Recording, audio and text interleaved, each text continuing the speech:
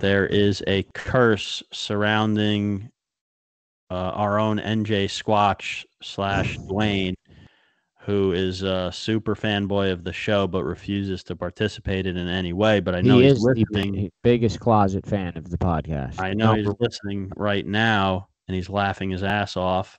Biggest complainer, too. Worst pain in my ass ever. Makes me and you know what's funny? He tries to peg the complaining on me. Everything. I only complain to be funny. I do it as a joke. He's a real complainer. When I first met him, he originally was like immediately passing off, oh, Chris is the worst, this, and Chris is the worst. No, it's not true. Dwayne's the worst. Dwayne's by far the biggest complaining worst. How many text messages did you get about him asking questions about the Gambler? What's the weather going to be? How far is he going out? How many people are on there? I'm going to have room to stretch my legs. How's the parking? Is there parking? How much arm room is there? How many guys is he taking? What are they wearing? Will you guys be selling clothes on the boat? What sizes will you have available? Do they sell food on the boat? What do they have to eat? Does it have dairy in it? It was just nonstop. And then he eventually got off the boat and said, I'm sorry. That was awesome. All right. Apology accept. Next time, Dwayne, leave me alone. Just buy a ticket and shut up.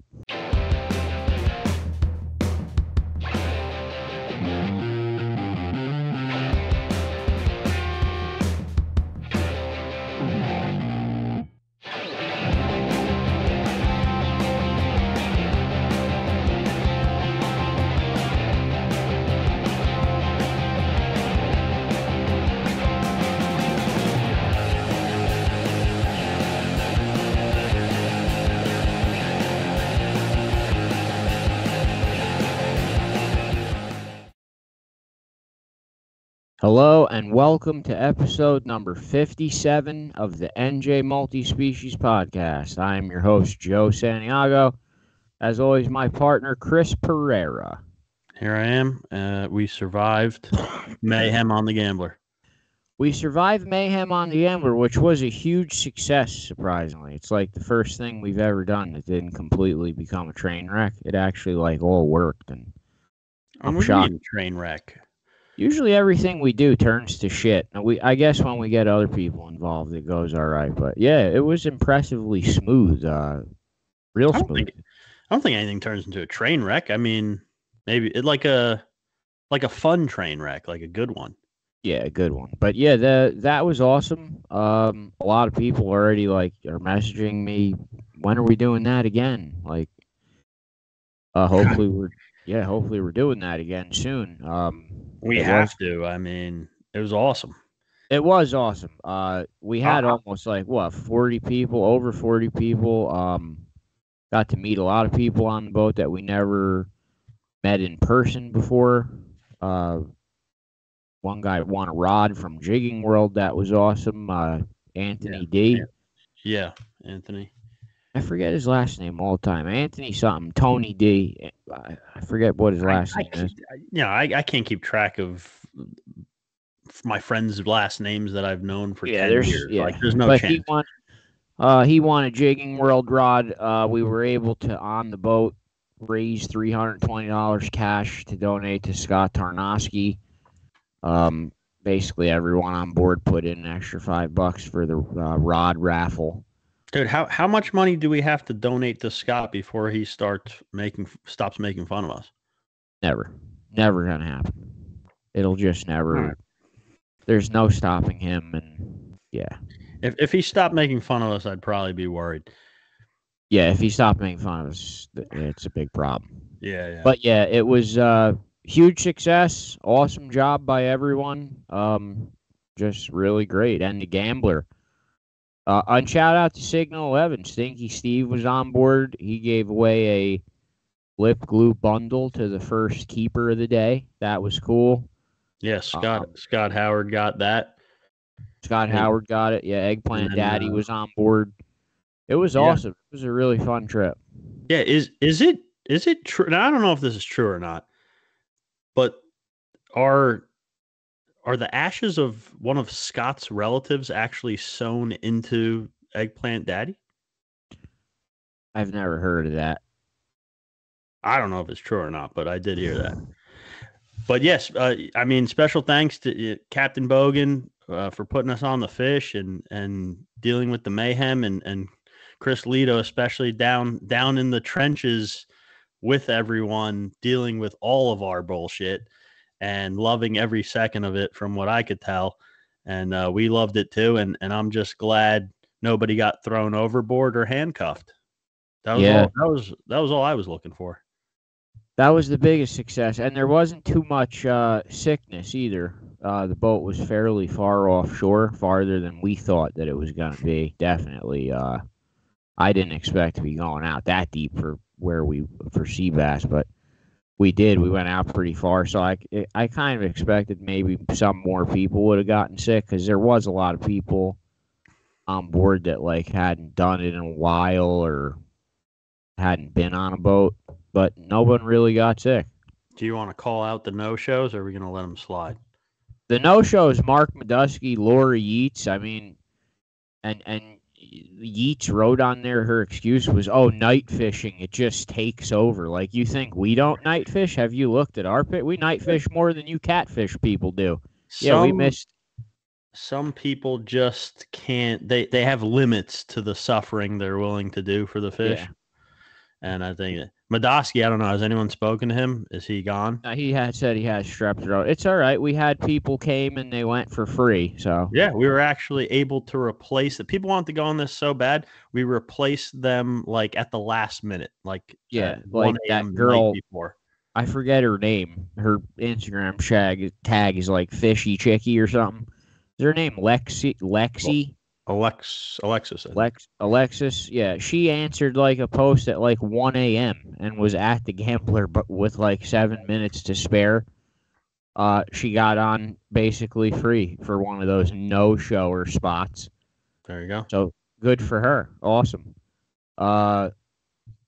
Yeah, but we night fish. We miss night fishing. I sleep every other night sometimes, so who cares? No excuse. Yeah. Absolutely not. All right, moving on from the Gambler. Well, hopefully we will do I'm sure we'll do another trip. Don't worry about it. We're definitely going to do it. We just nothing is planned as of yet.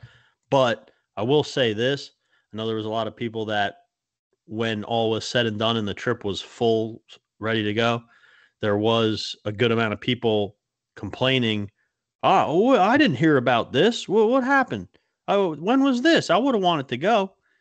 Guys, like, I don't really care about social media. Like, follow me, don't follow me. I don't care. If you're not following our stuff, you're not going to get the notifications. You're not going to see all the stuff. If you want to do stuff like this, you have to be following. I mean, I don't know how else to put it. We put it on everything. We literally posted it on everything. I also know that it's annoying, and it's always annoying to pay for things in advance, and it's always hard to get people to do things in advance. But if you didn't pay for this in advance, you weren't getting on. I mean, we warned everyone. I think it was up for maybe 4 days, 5 days, and then the website was locked. We posted it locked after what we originally were going to put on there. We got more people on than originally we thought we were supposed to.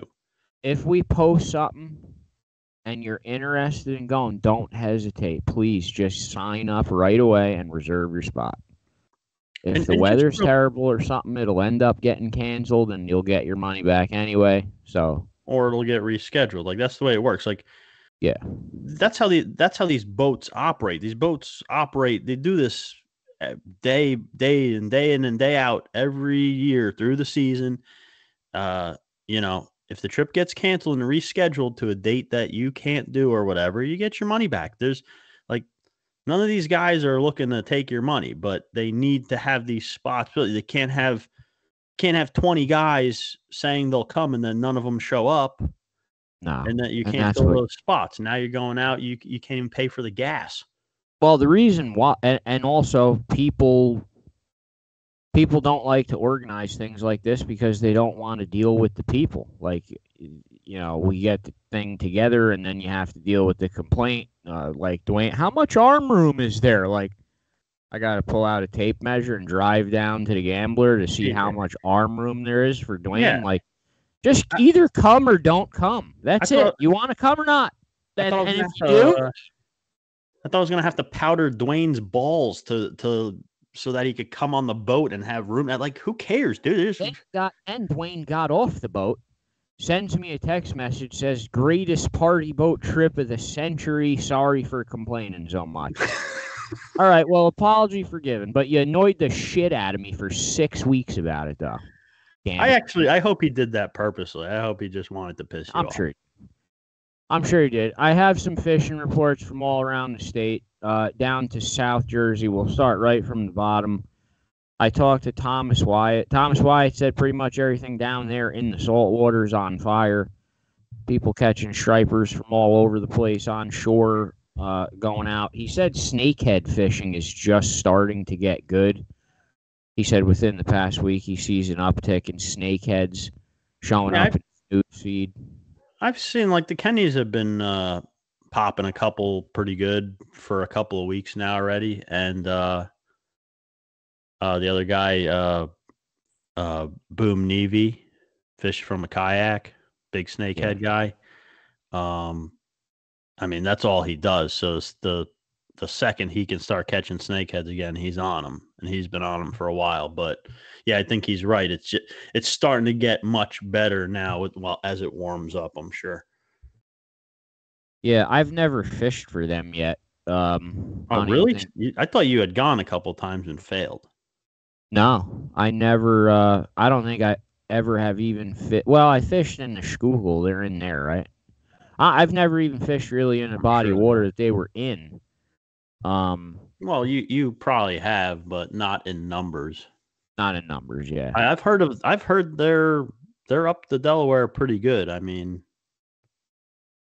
yeah, well, just not in numbers up. Once you get past a certain point, there's not a significant enough numbers throughout the season. I don't spend enough time on that river to like catch bycatch like that. I was able to speak to Mike Herman today from Yellow Dog Paddle. He fished the reservoir again today. He had another 24-inch salmon, a 23-inch rainbow, and two 25-inch lake trout.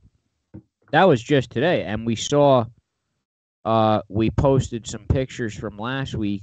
They got a golden trout on Round Valley. I'm not 100% sure of this. I believe like when a member dies, the club stocks a golden trout like in that member's honor. And I guess that's what they caught. I could be wrong though. I might be totally making that up. Don't look at me. Yeah, I might be, it had a tag, right? Was that the fish that was tagged? Yeah. So one of the customers, I guess, caught a golden trout. It had a tag, and I guess they're still doing that thing where the tag could be worth something. Well, they do a raffle at the end of the year, no? I don't know, because last year it was like every tag had a number, and like the number on that tag corresponded to the prize on the list. I'm not sure exactly how they were doing it, but I know that Yellow Dog caught a golden trout. We posted it, so that was pretty cool. Yeah, I've night fished through. A lot of people disagree with the night fishing on that reservoir, and I understand why, because it's really just a massacre of rainbow trout. But I've never, ever come across a golden. Like, it's basically just a rainbow trout that's a different color. So I've expected that I'd eventually just catch one, but never have still. So it's kind of rare. And I think the ones do, the birds pick them off. Yeah. Yeah, I mean, they just don't last. So it's kind of rare to get one. It is a stocked fish. Just it's rare to catch one. Yeah, I caught one in a river once, a smaller one, and like you could see it just clear as day. Like it was actually funny. I caught him in a paying fish. Okay. Yeah, no, I was fishing public river. I was actually fishing with Justin Lerner. It's kind of funny. He hates this story. So he had at this point a couple years ago, he had never caught one before. And like anyone who knows his trout fishing, like he catches everything, all trout, big trout, huge trout. and he's fishing up ahead of me. He fishes really fast. I kind of hang back and work the holes over that he went through already.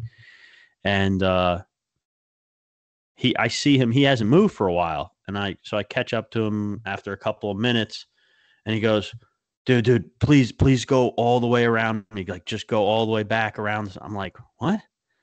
He's like, "There's a golden trout in here. I saw it. I've never caught one before." And I'm like, "Oh, all right. I'll just skip past you." He's like, "Just go way over." Like, he was all nervous. Like, he didn't want to blow this. And so I go around them and I fish my way up, and I do my thing.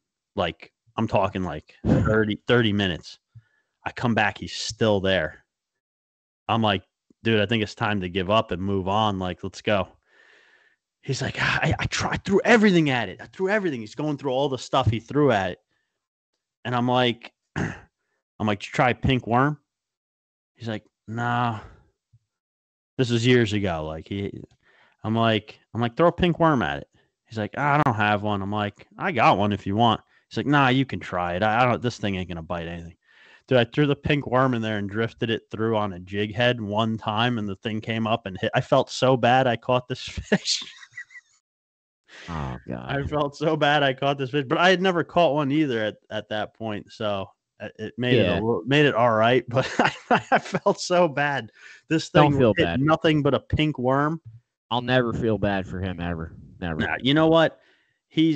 I've missed a giant rainbow trout and then gone back with him the next day, and he's caught the rainbow trout that I missed because I saw the big red cheeks, and it's like his PB New Jersey rainbow trout.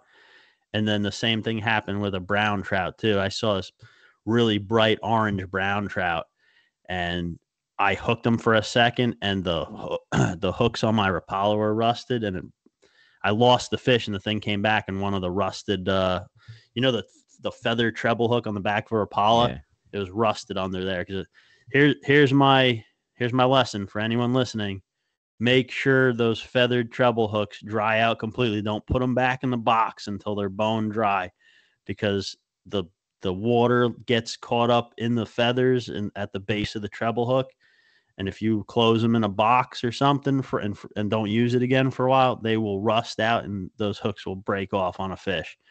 And I lost that fish, and it was so brightly colored. Like, the next day, and I told him about it. I told him the story. The next day, he went back to where we fish, and he's like, "Dude, I got a monster brown trout." I'm like, "Show me the fucking picture right now." And he shows me the picture, and it's got this bright orange thing. I'm like, "That's the damn fish I lost. You did it again. Did it twice to me, you son of a bitch." Well, at least it didn't have treble hooks stuck in it, though. Oh, I guarantee it. Just the one piece. I guarantee it was in there. He didn't know to look, though. So I hadn't, Yeah, well, I took the kids out yesterday to bounce around on a couple local, just like brooks. There's trout everywhere. There's literally, like, I was looking into the river saying, this is pretty ridiculous. If you want to get out and catch stock trout, now's the time to do it. The rivers are definitely loaded. Eddie Mackin, the red eye trip, he has 9 guys that are waiting to go fishing on that. So if you have any availability to go night fishing on the red eye trips, call Eddie Mackin, because he does have 9 people standing by ready to fish. I can't believe how many.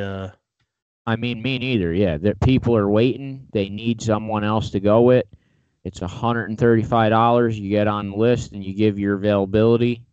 You'll get matched to one of those guys, and you'll go fishing with Eddie. The night fishing has been great. Eddie's just starting to get some hybrids in the daylight. Possibility we're going to go out with John Fallon to try to get some striper pictures. If you're watching this, we might have went and did it already, but I hope so. See. Yeah, I hope so. If you're watching this, we might have done it yesterday if it wasn't called off for weather. So, yeah, call Mackin if you're interested in the night trips. And like we were just talking about with Mike Herman, Yellow Dog Paddle, the consistency just continues.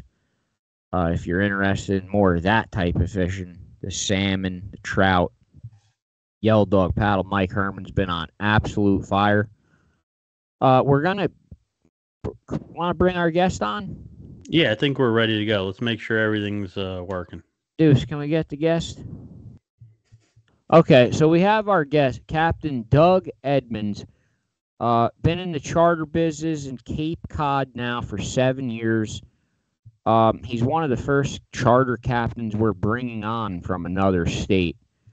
Massachusetts, Cape Cod's fairly close to New Jersey. We kind of want to discuss the similarities in the two fisheries of our saltwater and theirs. So, Captain Doug Edmunds, welcome to the NJ Multi-Species Podcast. Thanks for having me, guys. Appreciate it. Suck, Doug. Yeah, anytime. Yeah, you sent me a message a while ago, and I think I explained to you we were trying to get a lot of New Jersey local guys on, but we pretty quickly realized you're not the first person from out of state that we've brought on now at this point, and we just kind of realized that it can only help everyone, our listeners. I mean, we're interested in it, obviously, and we find that most of the people that fish here like to hear about fishing from other states too and other places, especially ones that are fairly close. I mean, you're easily within driving distance. I make trips to Cape Cod frequently. Joe, you ever been to Cape Cod? I've been there on family vacation, not fishing. You went up and didn't fish? It was when I was little. Oh. Anyway, so yeah, I thought it was interesting. We talked a little bit on social media and stuff, and we thought it would be pretty interesting to kind of compare the fisheries. There's a lot of similarities, and there's also obviously some differences. But what are you fishing for right now? You guys fishing for fluke up there right now? Right now, it's kind of flounder, tog. I think the squid is just about wrapping up. But flounder is pretty big right now. Really easy to access. Close to shore. You don't got to. How many flounder can you keep? 8 per person at 12 inches. How many? 8 per person. That's a big difference. Wow. Do you know what our regulations are? No. All right, hold on to your seat there. We can do, what can we do? We can do 3 at 18, I believe, is what they changed it to this year.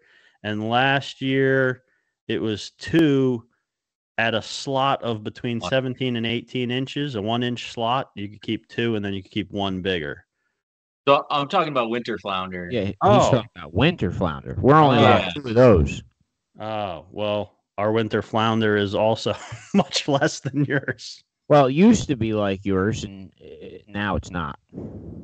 Yeah, it's a pretty good fishery. Like I said, it's easily accessible for the average Joe. You don't need to run 20 miles offshore. You can make a couple hour trip out of it, and it's good for family fishing too. And but it kind of petered out a little bit years ago, and it's kind of made a pretty good rebound here, and it's an awesome springtime fishery, especially to scratch the itch after a long winter. So yeah, I guess ours never really rebounded. I don't really know what the deal is with it. Well, isn't that when we just jumped off the fishmonger? That's where they were going, right? They were going to Cape Cod to go flounder fishing. That's what you're right, actually. Going to do.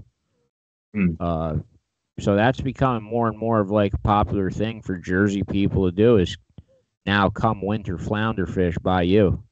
Right. Yeah, just like end of April usually gets pretty good. This year water is a little bit colder, so but it's pretty good right now. And you fish for them on the anchor and put the chum pots down? I'll drift, cover more ground. Really? Yeah, we cut up sea clams, and then or you can use the worms there. Little pinchers on them. The bloodworm? Sea worms. Is that the same as bloodworms? I'm not even sure. I don't think so. They got like little pinchers on the end of them, and use them striped bass fishing too on the end of tubes. You troll them really slow with lead core. Well, that's a sandworm, ain't it?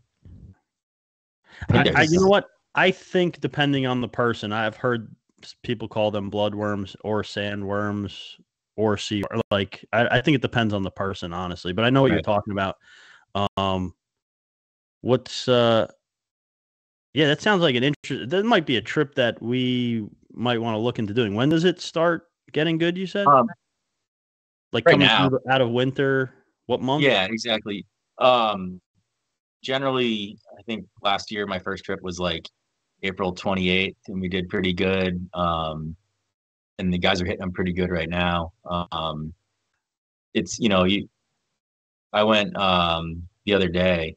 I brought my girlfriend and my daughter, and just a quick shakedown cruise on the boat. And man, we were drifting so fast I could barely hold bottom, and I had like 5 or 6 ounces of lead on and 35 feet of water, and we only fished for an hour, But it was slow, but you get a good day and you can really hammer them. So, and a lot of times, sorry, go ahead.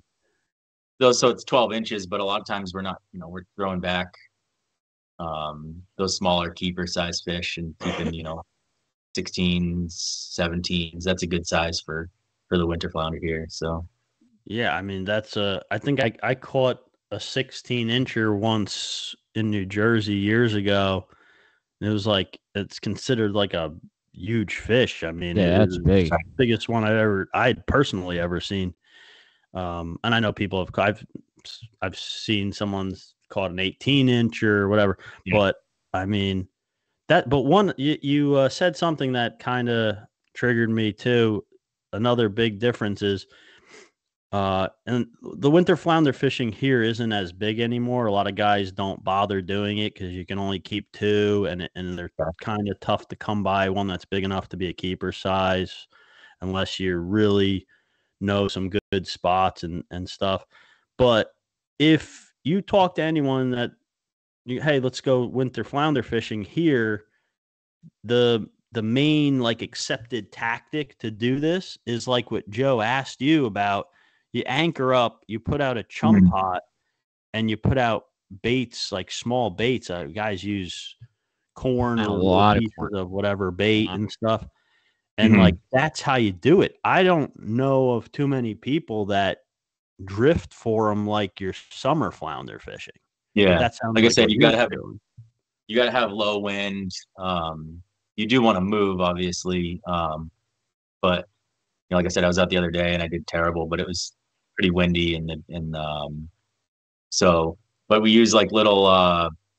They're not so much high-low rigs, but tiny little like really skinny J hooks, long shank on them. Yeah, we got the same. The ones I like have like tiny little yellow grub tail teasers, and then you just thread on a piece of surf clam. You just cut up tiny little pieces. You could use surf clam, you could use the worms, you could use quahogs, hard shell clams, mussels, whatever you can get your hands on just to get some scent down there. But surf clams work pretty well. So when I was younger, winter flounder season, that's like what kicked off fishing season in New Jersey for us. Like I know now it's trout season, like it's trout opening day, it's the big opener. Like back when I was a kid, that wasn't it. It was opening day winter flounder. Everybody went down to the Neversink River, rented a boat on Oceanic Marina, and you went winter flounder fishing. Yeah. Or you went on a party boat. We used to go on party boats on Easter morning, and you could keep 8 of them each. And the fishery doesn't even exist anymore. It's actually kind of sad, but that's a shame. It sounds cool that within this not that crazy of a drive that we can still go do it now somewhere else. Yeah, it's good. I genuinely did not know that. I'm kind of surprised to hear that it's that good still up there. I've been noticing it on. I saw Jerry Pastorino when we got off the boat. They went right up there. We saw Jen talking about that. A bunch of them went up to the hard merchandise to fish for them. So a lot of people are doing it. But you have what are your striper regulations now? Because I know you guys fish for stripers a lot too. Yeah, so they showed up pretty heavy this year. It's 28 to 31, under 31, and it's 1 per person. So it's a slot fish? Yeah, slot. Over 28, under 31, and That's one per just person. that's the same as us, isn't it? Yeah, unless ours might be 32. It was I can't. 33 last year, but they shrunk it.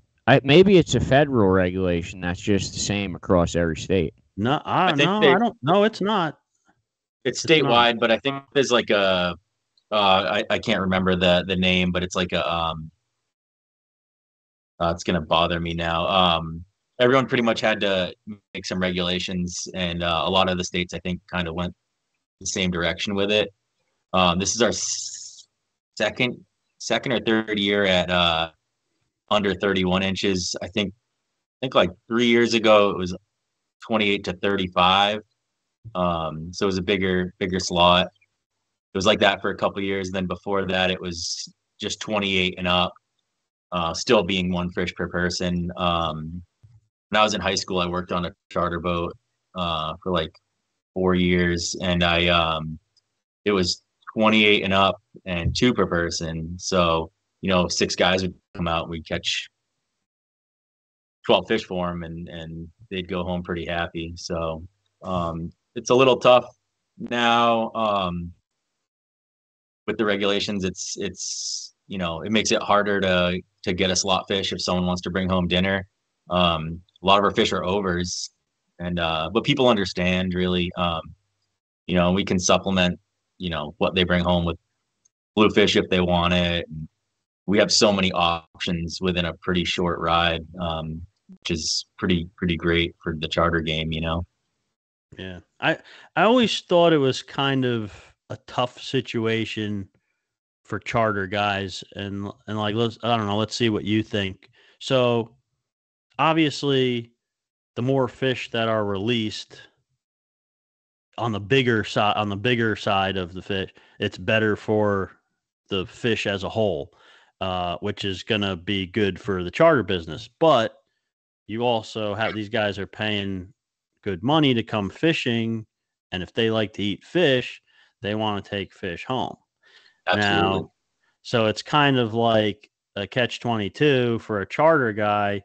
I feel like, and if you feel a different way, you can say so. Feel free, but I feel like most charter guys are going to think, they want the guys to release the bigger fish anyway, whether it's a regulation or not, just to help the fishery. But you also want them to keep the smaller fish to eat, to be happy. And I think that also helps. I think keeping smaller fish helps the fishery too. I mean, they've pretty much proven that in most fisheries.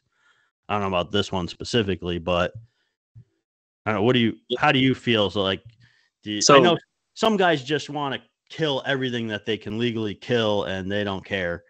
But yeah, like it does me no good as a charter captain to, decimate a population. And a lot of the charter guys, at least that I network with, are kind of on the same page of like, keep what you can eat in a couple meals, and I've seen trips where it's a husband and wife and four little kids, and they want to keep their six fish, and that's their right, and they're paying to go do that, and I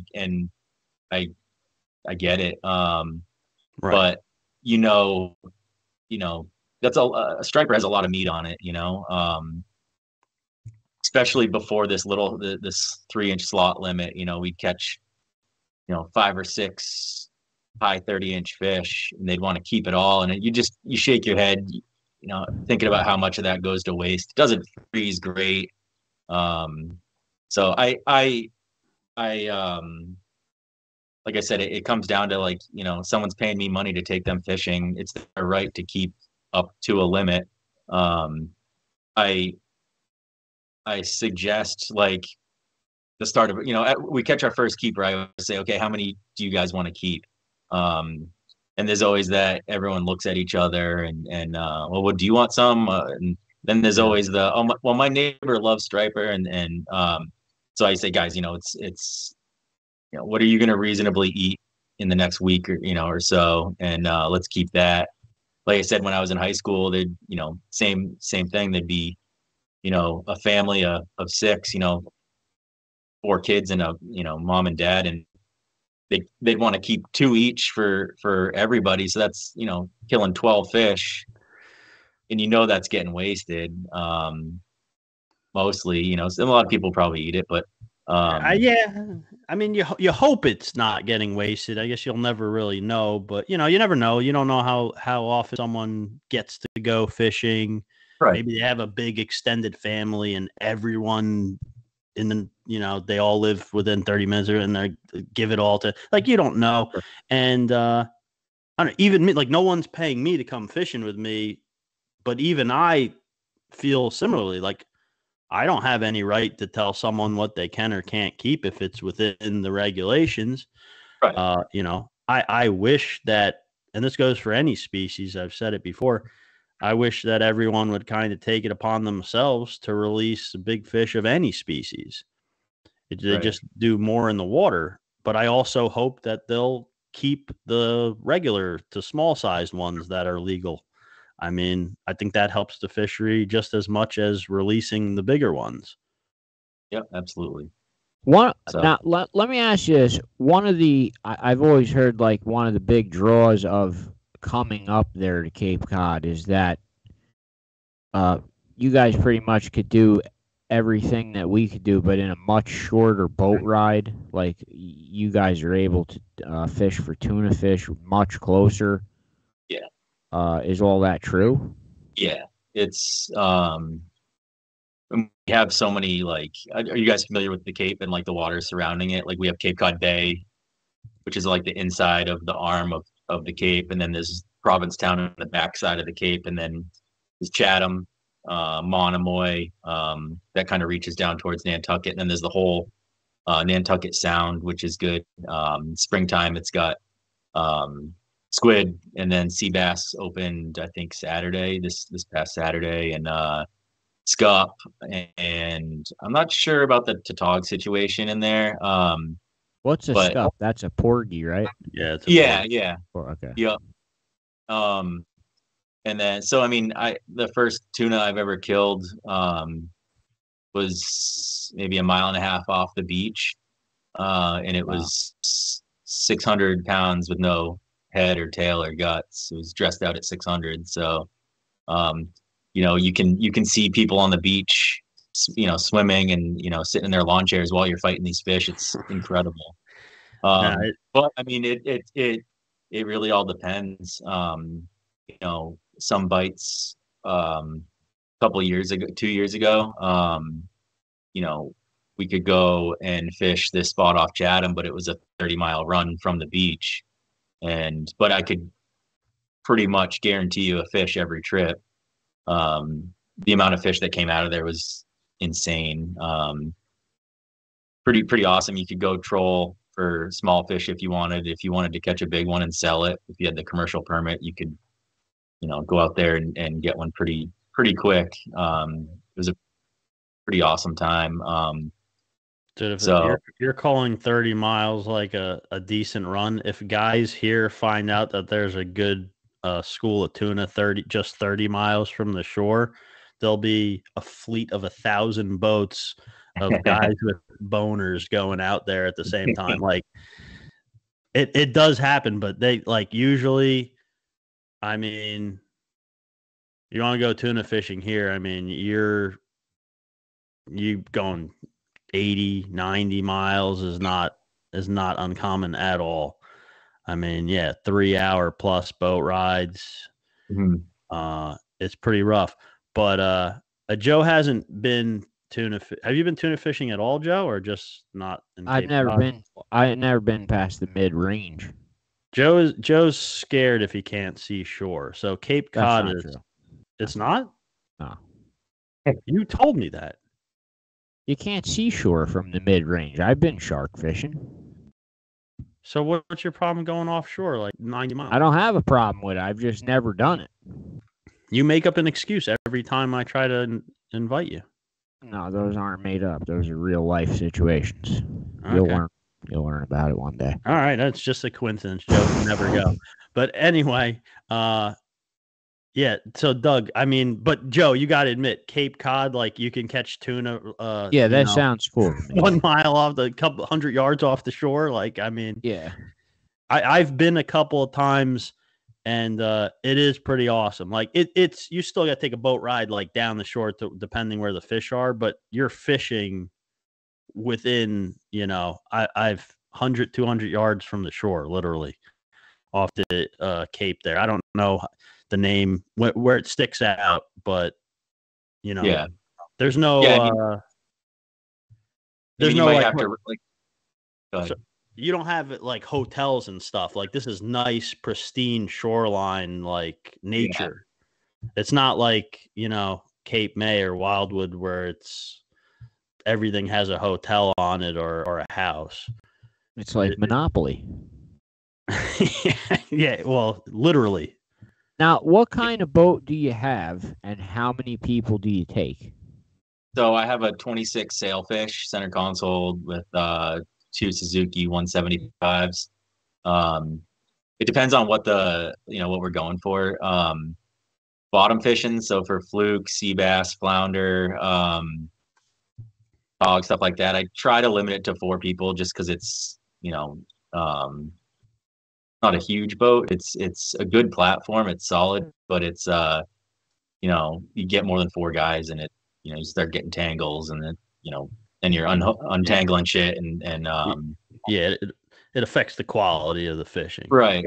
So then you're taking time away from fishing. So I try to limit those trips to 4 people. Striped bass, 6 people, up to 6 people legally, and then all my tuna trips I limit to 4. Are you mostly trolling for the striped bass up there? It really depends. Bass fish up there. What was that? You've never striped bass fished up here? Right. No, I've done it. I've done it in New Jersey, obviously, a lot, and then I've done it in Chesapeake Bay a couple of times. Right. But I've never done it up there. You can cast at fish. You can vertical jig fish. You can troll for fish. You could fish rips, so you can kind of back up to a rip, and I just set the autopilot, and it keeps the boat kind of in the same spot, and I just adjust the throttle to the tide, and then we just turn around and you can cast right into the rip, and you work like the first couple waves, and that's a blast. I mean, you can see these fish come up and hit. You can see them kind of coming in the waves, and so it's really this specifically for striped bass. There's so many options. Depending on where you are too. Like some spots you got to troll for them. Some spots it's top water. You get a deeper water and you can vertical jig for them. You can fish live mackerel for them. So there's tons of options there. Do you guys get the massive schools of bunker like we get, or yeah, you do? That's a blast. Do you Joe knows where I was going with this, but do you guys ever troll eels for the stripers?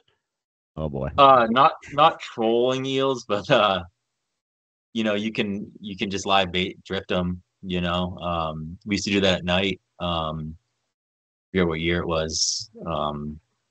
Last time I did it, but it produced some pretty big fish, and it's cool being out there in the middle of the night in the dark, and it's kind of eerie, but it's you're in a fleet of boats and you can hear drags screaming on other boats, and it's pretty cool. But I've never heard of anyone trolling for them with live eels, but dude, Doug, go after this or whenever you get a chance, go on our YouTube channel. Joe just put a video up. We went fishing here, and when we first heard about this, I think the first time anyone hears about this, they go, "What the hell are you talking about? You're dragging live eels around? Like, why?" I don't know why. I don't even think we fish with Chuck Manny. I don't know if you ever heard of him. I don't even think he knows quite why it works so well, but he's like mastered this trolling of live eels with planer boards and stuff. If guys aren't doing it up there, unless something's different than here, it's like the sleeper tactic. This tactic singles out all of the biggest fish in the entire like mass of stripers. I don't know how or why. And the Chuck holds no secrets. So like when we're fishing with him and we had the GoPro running and stuff and we're talking and he doesn't care what we're like, do you want us to like hide anything that we're doing? No, don't care. Share it all. I don't give a shit. Cool. So like You said that's on your on YouTube channel? Yeah. Cool. I think you only got to go through half of it, right? It's like part one. That's only half, yeah. I mean, check it out. Like anyone, and same thing for anyone listening that likes striper fishing. I mean, check it out. It's so cool. We've gone with Chuck a couple of times already, and it's just it's crazy. I mean, if you guys got big fish up there, which it sounds like you do, and obviously you're catching them, but for some reason this just singles out like just the bigger ones almost every. It's crazy. Are you trolling them on just like braided line with a mono or a floral leader or something? Or are you? Yeah. I think he's got spooled up with mono. He wasn't using braid, was he? It's just it's braid, yeah. Are you sure? Yeah, it's braid. It's braid to mono. Remember the reels were emptying out, and then you saw the mono.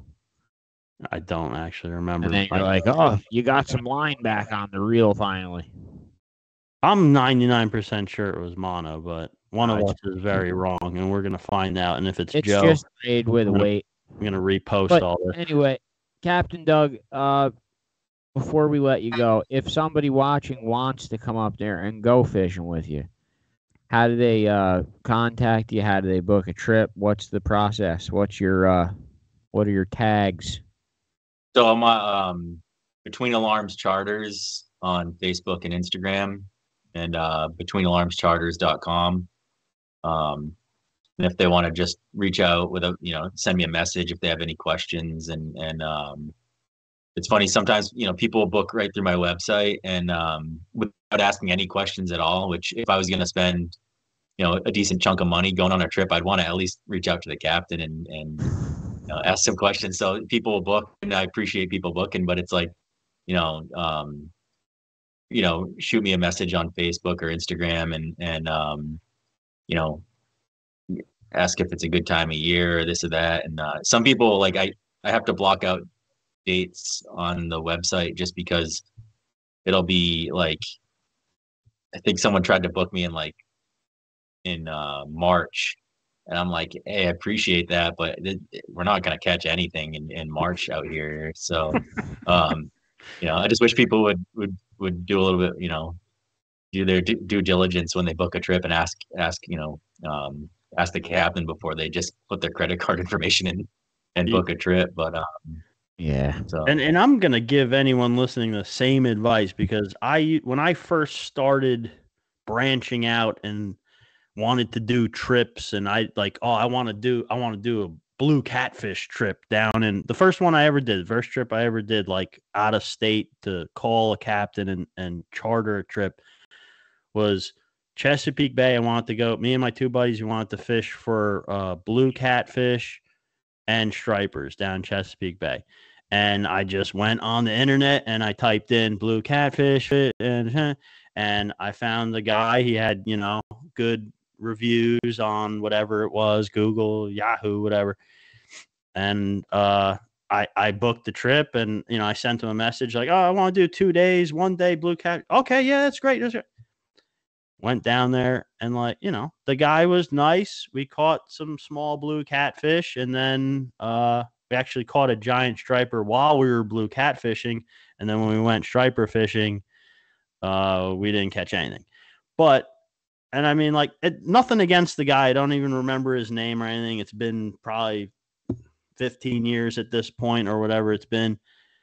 But my point is to what you were saying, don't just wing it when it comes to booking a charter. Reach out. Guys like you're on social media, you're talking to people, you're making posts, you're responding when they you see caught a nice fish, and you're going to respond. Reach out to the guys on social media, these charter captains that are doing these trips that you're interested in, and talk to them. They want you to be successful, obviously. Yep. They're going to tell you when's the best time to come. What's the, you want to go during a certain time. They're going to tell you vice versa, what's best to fish for during that time. You want to fish for a specific species, going to tell you what time's the best to come for that. And I mean, I don't know, you were just met, but most of the guys we talk to are straight up. They're going to tell you, they're going to be straight with you. They don't want to just take you out for a boat ride. But there are guys out there that, they just want to do their job. They'll take you out, fish. You want to go for this? We'll go. You pay me. You'll have a nice boat ride. They'll be nice to you. You'll catch some small fish or whatever, but they don't really put in that extra effort when it comes to actual fishing. Yeah. I mean, it's most captains will answer you and, answer any questions you have. And,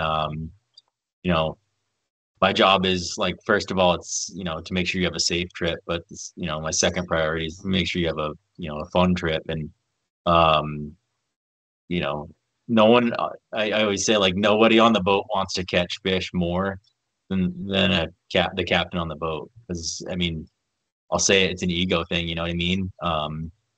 And obviously fishing's fishing, and you have trips that are, slow, obviously. Yeah. But, there'll be some trips, we're 2 hours into a 4-hour trip and we haven't gotten a fish yet. And I'm like sitting there chewing my fingernails and we finally land one, and I'm more excited than the guys that just paid to come out and fish. So, it's so I, like you said, guys will do it.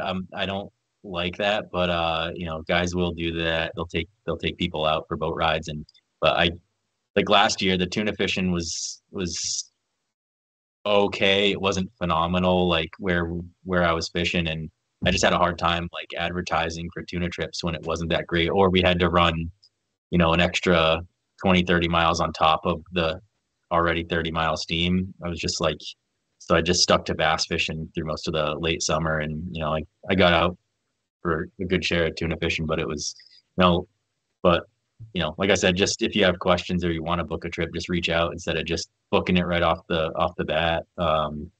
So I'll answer any questions anyone ever has, and you're reachable easily on Facebook and Instagram and your website. Yeah, Instagram I feel is better. Yeah, Instagram a lot is better. Of older people use Facebook. Yeah. But I book trips on both, and then my website, and then also word of mouth and stuff like that. And we have a good network up here. Like if someone's coming up and they, we're only here for these 3 days, and I'm already booked up, then I'll pass them along I'll give them 2 or 3 numbers of captains that I'm friends with and I work close with, and we all kind of network, and we make sure that people get out and have a good time. We don't just say, "Oh, sorry, I'm booked. Good luck," and I put in effort trying to get people on boats, whether it's mine or a buddy's, just so they can have a good time when they're here. It's what it's all about. So, and that's how I book my trips now. It has to be networked in. I don't do any more random trips. Like that's it. Like I was done with it very quickly after I started doing it. It has to be networked in. Like my buddy Justin he'll recommend guys. I always go to him first, recommend guys. You mentioned the tuna fishing last year wasn't that good. Do you guys have any theories as to why, and do you expect a better season this year? You could go catch giants like on the big, like 130s, like the big rod and reels that you set and in the rod holder with live bait like you see on TV and stuff. You could do that, no problem. But for like run and gun, you had to run pretty far and or south of Martha's Vineyard, and I don't really mess around down there. It's kind of more off Rhode Island and stuff, and so I kind of just accepted it and just kind of kept running bass trips, and I ran a few tuna trips up here in the fall, and we hooked a couple giants on spinning rods. And so that was, the guys got a workout. And then, I've got a couple giants on the big gear. We have closed days and open days for selling. So, and of course the giants I was catching were on closed days. We're still allowed to go catch them and release them. But you just can't kill it and sell it.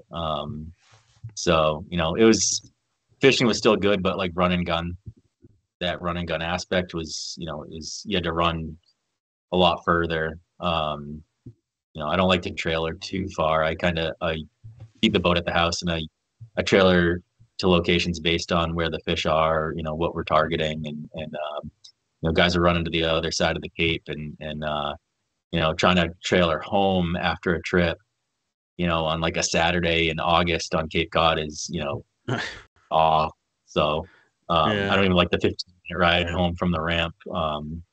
People drive like, maniacs when they're in front of or behind someone with a big boat on a trailer. So it's just stressful. So I try to keep it, Well, hopefully some people watching this will be interested in taking a road trip up to Cape Cod to fish now. I know I am. But yeah, I'm going. I already spoke to Doug. Me and my two buddies, we do that trip every year. We're gonna hopefully the what was that? You're already set up, ready to go? Yeah. Yeah, we got a date set. We're just, I guess, we're hoping we get that run and gun popping and jigging bite this year. That's what when I went up there last time, we tried, we went up there for that popper and jig bite, and it just wasn't happening. And like Doug mentioned, we had to switch over and use the bigger gear and go for the giants. And we did get one, which was awesome. I mean, my one buddy, like we were taking turns on the reel. It was a monster. I think I sent you the picture actually when we first started talking. Did I or no? Yeah, you did. Yeah. Yeah. It was I forget what it was. I think it was like 800 pounds or something. Like we're taking turns fighting it because we were just exhausted. My one buddy puked over the side like towards the end of the battle. So then it was just two of us left, and we got it in, and then the block and tackle broke when we were coming in because the line was like twisted. It was an awesome disaster. I don't really know how else to explain it, but we really this time we were hoping that that run and gun jig and popper bite is back on fire up there. So I guess we'll see. Captain Doug, I want to thank you for taking your time to come on the NJ Multi-Species podcast and talk to us.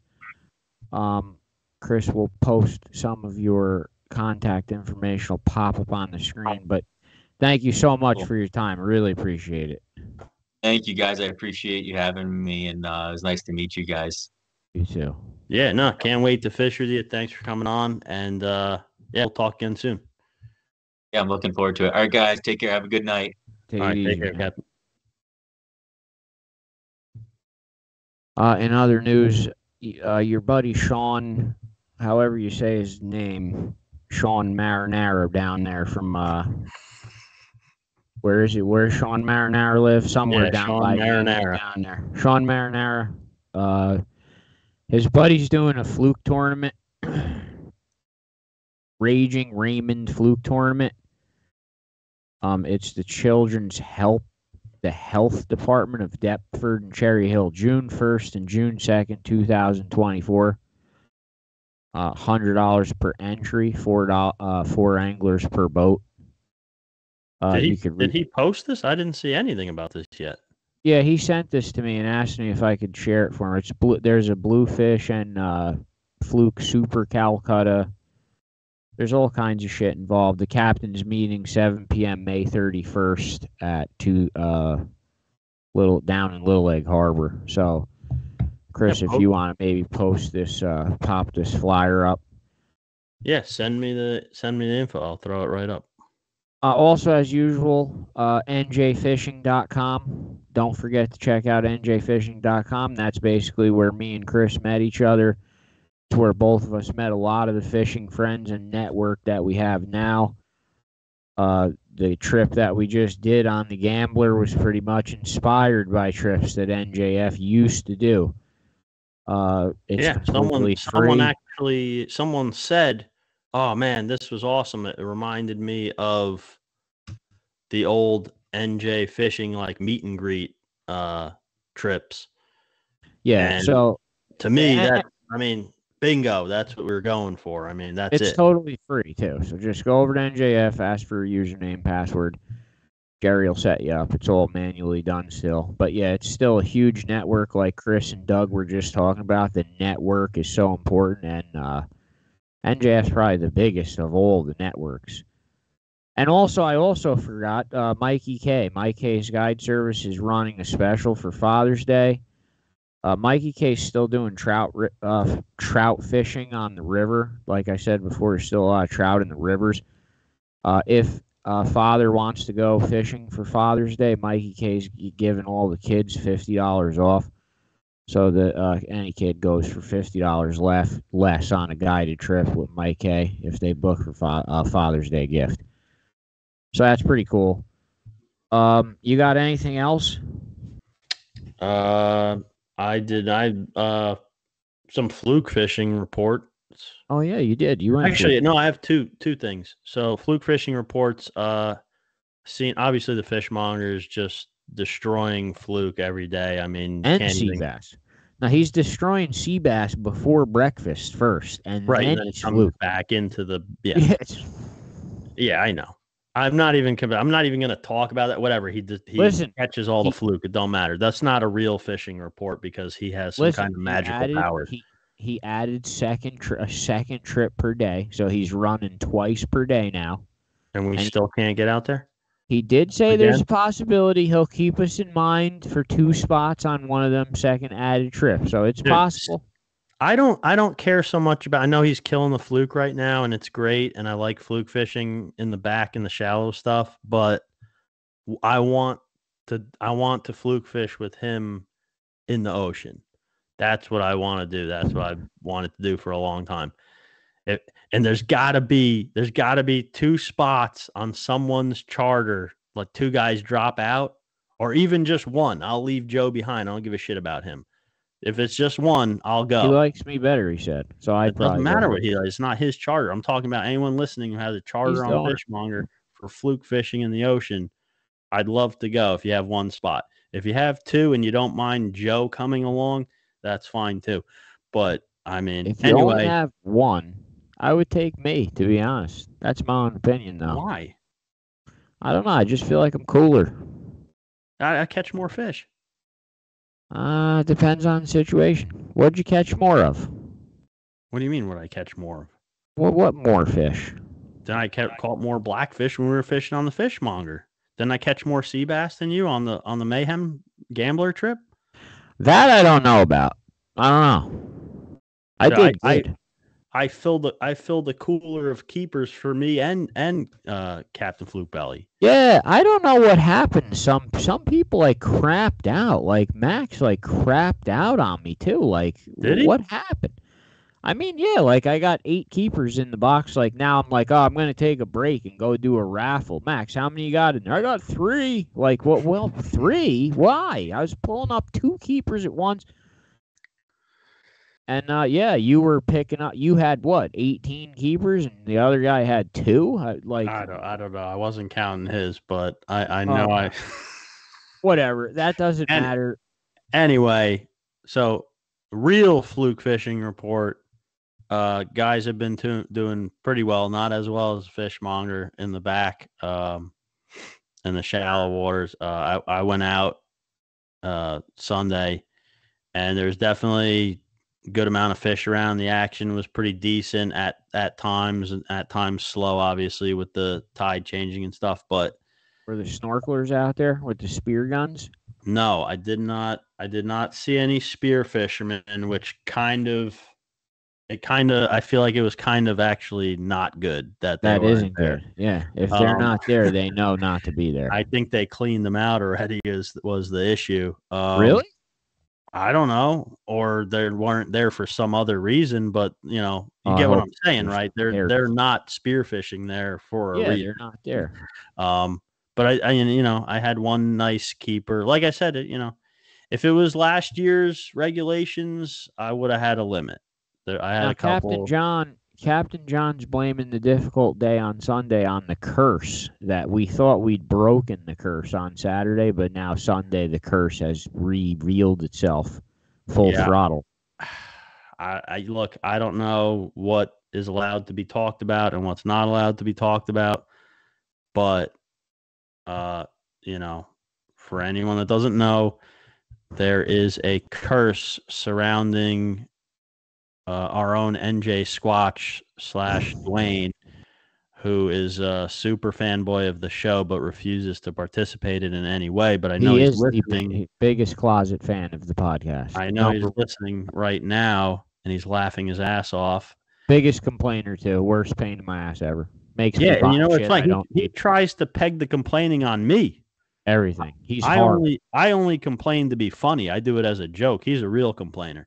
When I first met him, he originally was like immediately passing off. Oh, Chris is the worst. This and Chris is the worst. No, it's not true. Dwayne's the worst. Dwayne's by far the biggest complaining worst. How many ever. text messages did you get about him asking questions about the gambler? What's the weather going to be? How far is he going out? How many people are on there? I'm going to have room to stretch my legs. How's the parking?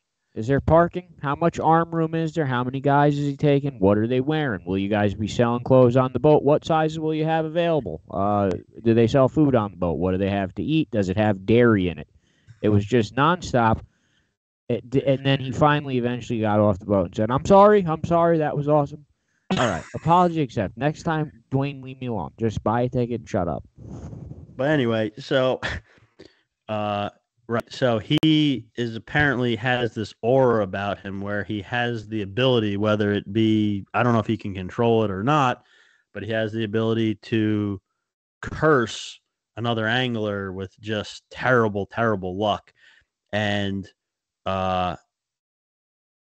Captain John had avoided Dwayne for years after he, almost murdered his son.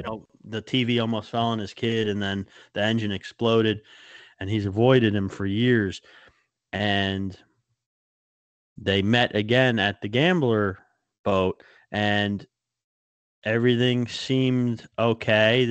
Hey, what's going on? It's been a while. And he the very next day, I go up to the house, I hook his boat up, I hook the trailer up to my truck to pull his boat out. The trailer lights don't work. I just checked. He just checked them. I'm like, what do you mean you just checked them? They're not working. I just checked them. Something's wrong. It must be your plug. I'm like, it's not my plug because they work on my boat every time. Okay, whatever. So where you go? Oh no, I'm sorry. I forgot one. Lowers the crank on the thing to put down. The handle breaks off. The handle breaks off the crank on the trailer. So that's two things right off the bat. And he's holding it in. He's holding it in though. He said, "Oh, you could see it. He's holding it in." He didn't. I think he may have uttered something like, here we go. It's starting." But he didn't specify. So I said, "Oh, okay." So we go, get the boat on. I trailer it down. We launch the boat, start fishing. Fish finder turns off. It's going to the battery compartment. We can't figure out the fish finder won't work. Fish finder breaks. Then his sump pump keeps turning on. He goes, why does my sump pump keep turning on automatically? It's got to be, why am I getting water in there? Goes down, looks down in the thing. The filter for the pump for the wash down is cracked and water is just seeping into the boat and has to constantly, the sump pump has to keep clearing out the bilge. And that's when he lost it. He comes out of there with the piece with the crack in it. And he goes, look at this. This is Black Rain. This is Black Rain, Dwayne. Glenn, I'm never saying his name again. I can't believe I fucking went on that trip. This is all the trailer lights, the handle on the thing. And he just loses it. He loses it. He calls his wife and starts telling her everything that's going wrong. I think he called you or texted you too. I got a text that said effing Glenn, I don't know what to say. I just can't be near him ever again. Dude, so many things went wrong. I think I believe in the curse now too. I mean, it doesn't affect me, but he definitely cursed him. I don't know. There's no other explanation at this point. And then the poor guy couldn't catch any keeper fluke. He just kept catching spider crabs. Dwayne's the worst. I mean, even with or without this curse, he's still the worst anyway. Who's the guest next week? We're off next week. You told me you didn't want to guess for Memorial Day. And we're going fishing again with Chuck Manny. Yeah. We've got a couple more trips scheduled for Chuck Manny. Fingers crossed for decent enough weather to go. Yeah. I'm not even going to say good weather because he's going to go anyway. Yeah, he's going. I love it. Doesn't matter. Just weather good enough that we don't die. That's all I'm asking for. That's all. Everyone else that's watching this, that's right. It's Friday, so this is Memorial Day weekend. Have an awesome Memorial Day weekend. Sure everyone will be out fishing.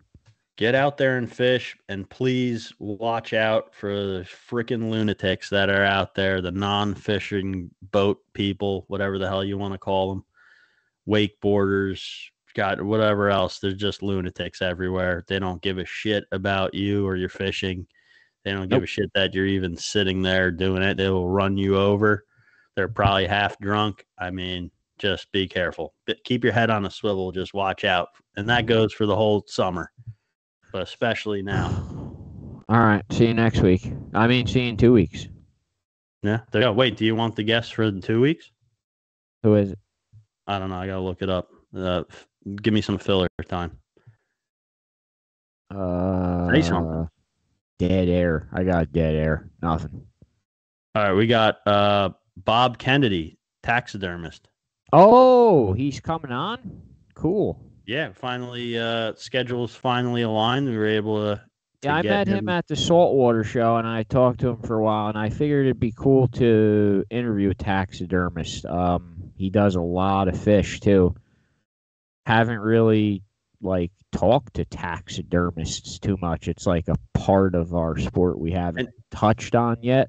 Right, and just to be clear, he does replica mounts. I talked to him. He doesn't do real fish. He does nice work though. When I met him at the show, he had a giant spread of replica mounts of all kinds of species. Yeah, he sent me. It's cool. Pictures. Yeah, that'll be cool. And I genuinely might like to have that tiger muskie that Katie caught her first muskie, that big tiger muskie. I might legitimately like to get that, replica mounted. So does he do deer too, or just fish? I don't know. Okay. I actually don't All know. right. So we have Bob Kennedy, taxidermist, in 2 weeks. Everyone have a safe Memorial Day weekend. Catch some fish. Post them on Mayhem. Chris? Suffer for those fish, but not in an unsafe way this Memorial Day weekend. That's your public service announcement. See ya.